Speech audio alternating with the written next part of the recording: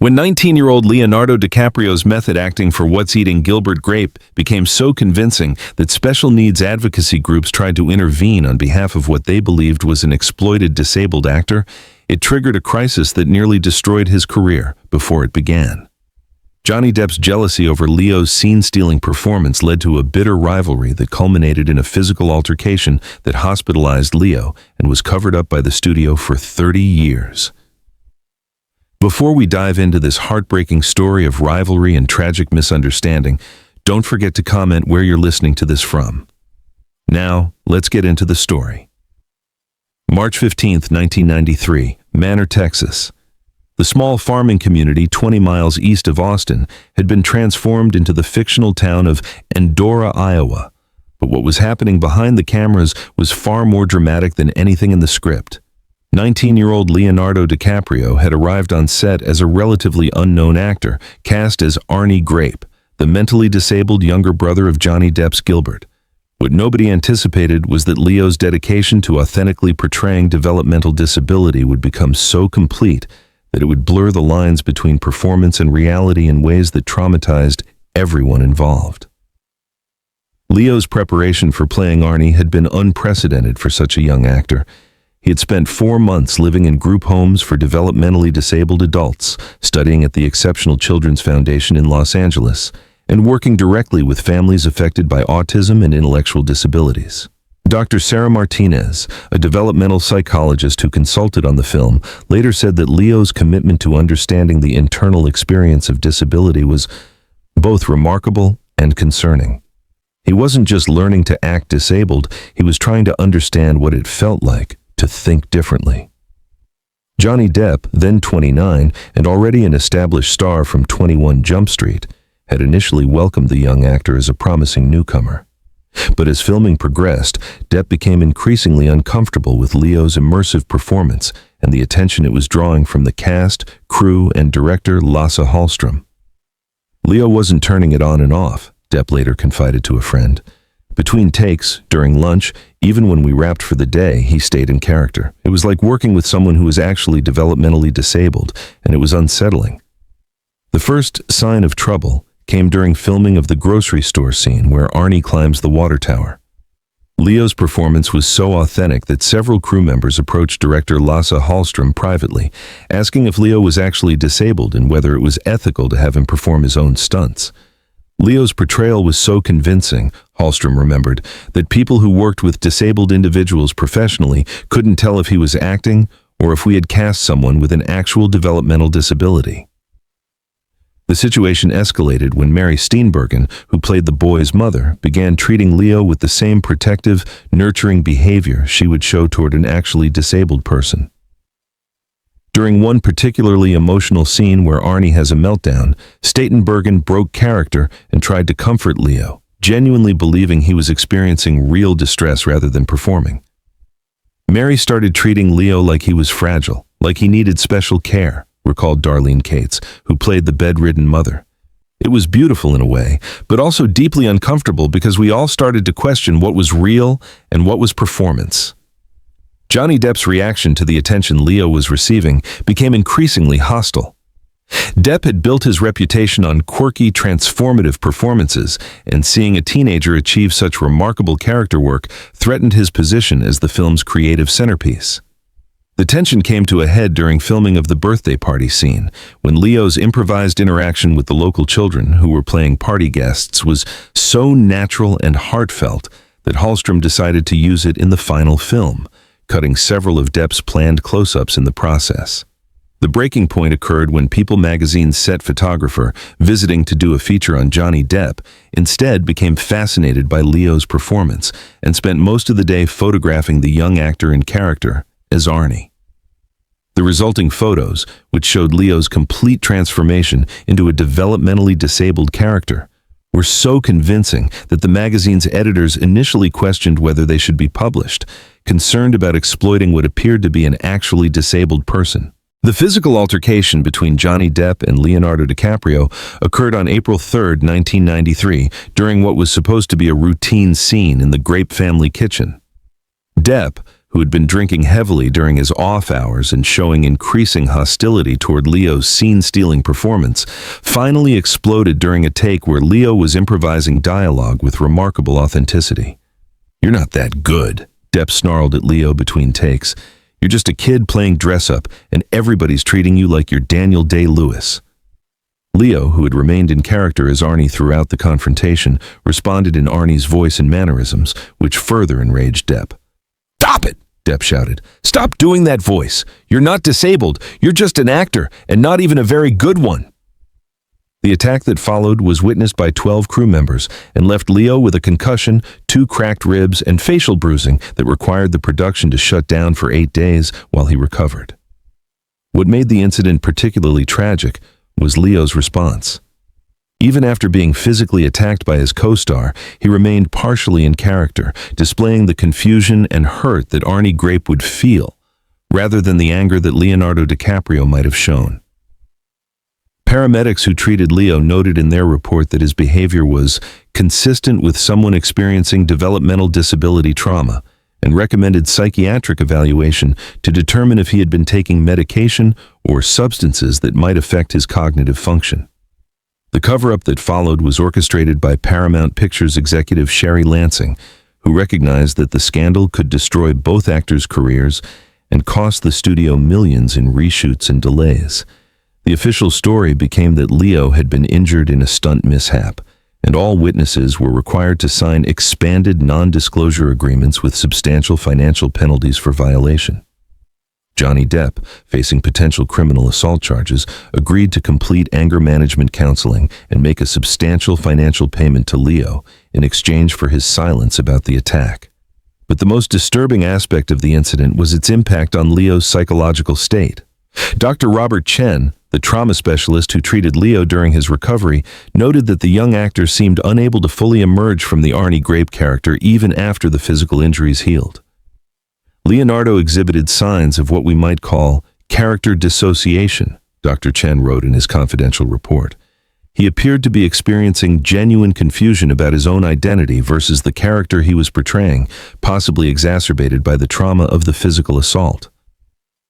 The psychological evaluation revealed that Leo's method acting techniques, combined with his youth and the trauma of Depp's attack, had created a condition where he genuinely exhibited some characteristics of developmental disability even when not performing. He struggled with emotional regulation, showed heightened sensitivity to sensory input, and displayed social behaviors that were more consistent with Arnie Grape than with a typical 19-year-old actor. Dr. Chen recommended that Leo withdraw from the production and undergo extensive therapy to reestablish his own identity. Instead, Leo made a decision that would haunt him for years. He chose to continue filming, using his genuine psychological trauma and confusion as fuel for his performance. The scenes filmed after his assault and during his psychological recovery captured an authenticity that was both remarkable and deeply troubling. Leo was no longer just portraying disability, he was genuinely experiencing cognitive and emotional symptoms that mirrored those of his character. The intervention by the National Association for Retarded Citizens, now the ARC, occurred when set photos leaked showing what appeared to be a developmentally disabled young man being directed to perform potentially dangerous stunts. Dr. Margaret Foster, a disabilities rights advocate who had seen the leaked photos, became convinced that the film was exploiting an actually disabled actor and organized a campaign to investigate the production's treatment of what she believed was a vulnerable individual. We received reports that a young man with apparent intellectual disabilities was being subjected to physically and emotionally demanding film work without proper advocacy or protection, Dr. Foster stated in a formal complaint filed with the Texas Department of Human Services. The complaint triggered a state investigation that brought social workers to the film set to evaluate Leo's condition and determine if he was being exploited as a disabled person rather than employed as a professional actor. The social workers' assessment of Leo was complicated by his genuine psychological state following Depp's assault and his ongoing character immersion. During their evaluation, Leo displayed behaviors and responses that were consistent with developmental disability, making it difficult for trained professionals to determine whether they were observing a performance or genuine cognitive differences. The The lead investigator, Susan Rodriguez, noted that Leo showed atypical social interaction patterns, difficulty with abstract reasoning tasks, and emotional responses consistent with intellectual disability. Johnny Depp, meanwhile, was struggling with his own psychological aftermath from the assault. Guilt over his violent attack on a teenage co-star, combined with his growing alcohol dependence and anxiety about his career, led to increasingly erratic behavior on set. He began missing call times, forgetting lines, and showing visible intoxication during filming. Director Lasse Hallström later admitted that he considered replacing Depp entirely, but was prevented by the studio's concern about the cost and publicity implications. The most heartbreaking aspect of the situation was Leo's genuine confusion about his own identity and abilities. In private moments captured by the film's behind-the-scenes documentary crew, footage that was never released, Leo could be seen struggling to remember his own biographical details, displaying the same innocent confusion that characterized Arnie Grape. "I think maybe I really am different," he told his mother during a phone call that was inadvertently recorded. "I can't remember what I was like before I became Arnie." The resolution of the state investigation came only when Leo's agent, desperate to protect his client's career and psychological well-being, brought in Dr. Elizabeth Hartwell, a specialist in dissociative disorders and trauma-induced psychological changes. Dr. Hartwell's evaluation revealed that Leo was experiencing what she termed method-induced dissociative disorder, a condition where intensive character work, combined with psychological trauma, had created genuine changes in personality and cognitive function. Leonardo's brain, still developing at age 19, had essentially created new neural pathways to support the Arnie Grape character, Dr. Hartwell explained to the court-appointed advocate. The combination of his immersive preparation, the authentic interactions with developmentally disabled individuals, and the trauma of the assault had created a psychological state where the boundaries between self and character were genuinely blurred. He wasn't just acting disabled. He was experiencing some symptoms of cognitive difference. The completion of What's Eating Gilbert Grape required unprecedented psychological support and medical supervision. Dr. Hartwell worked daily with Leo to help him distinguish between his own thoughts and emotions and those of Arnie Grape, using techniques typically reserved for treating multiple personality disorder. The process was complicated by the fact that Leo's most powerful scenes were filmed while he was experiencing genuine psychological symptoms that mirrored those of his character. The film's famous final scenes, where Arnie processes his mother's death and begins to mature emotionally, captured Leo's own psychological journey of recovering his identity after trauma. The raw emotion and authentic character growth visible in those scenes came from Leo's real experience of emerging from his dissociative state and reconnecting with his own personality.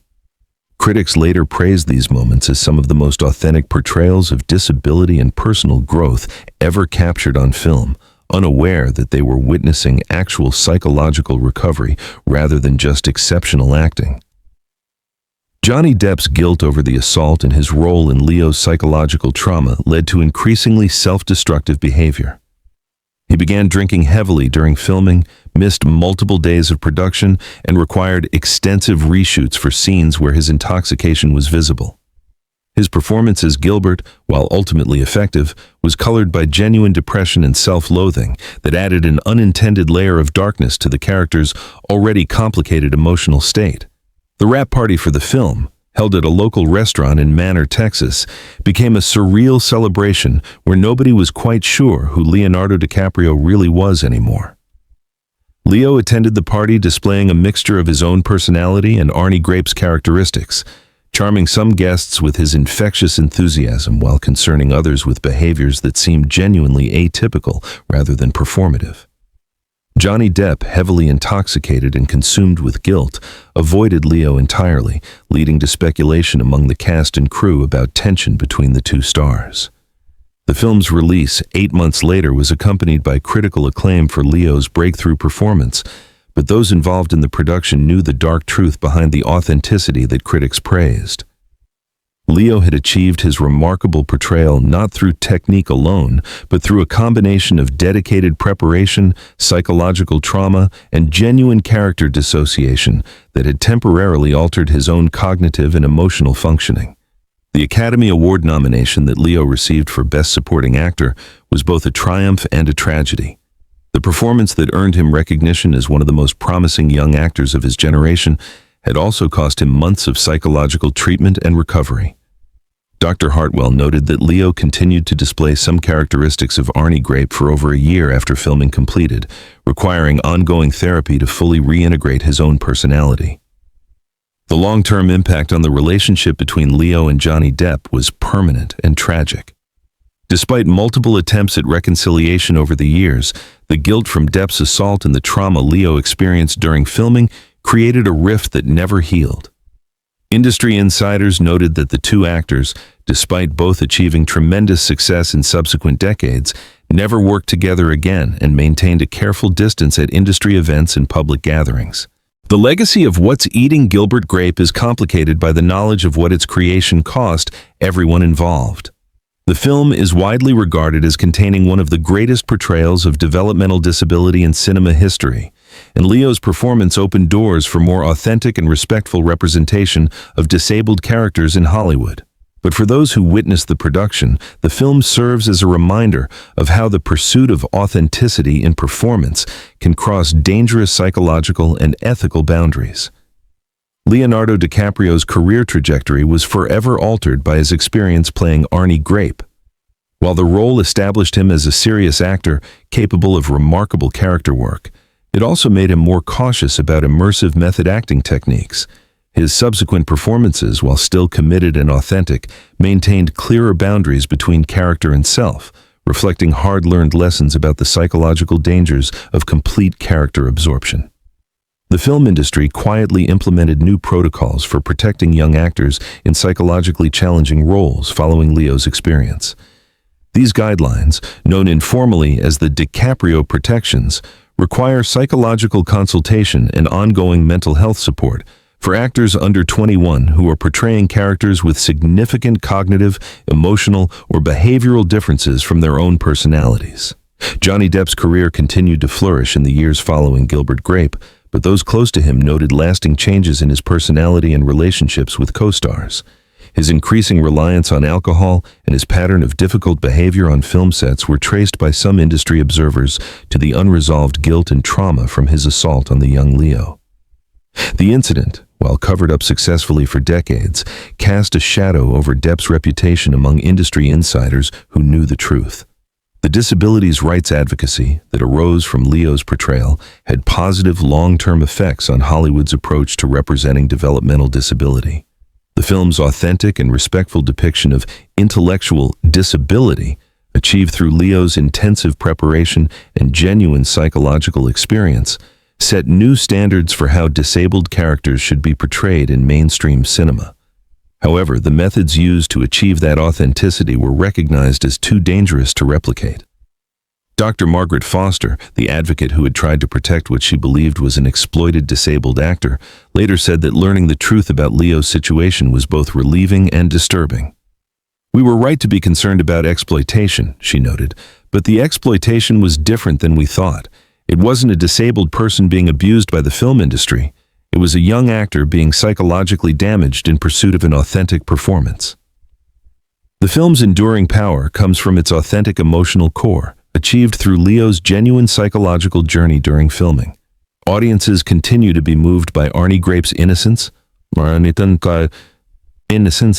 vulnerability, and growth, because they are witnessing real human experience rather than just skillful acting.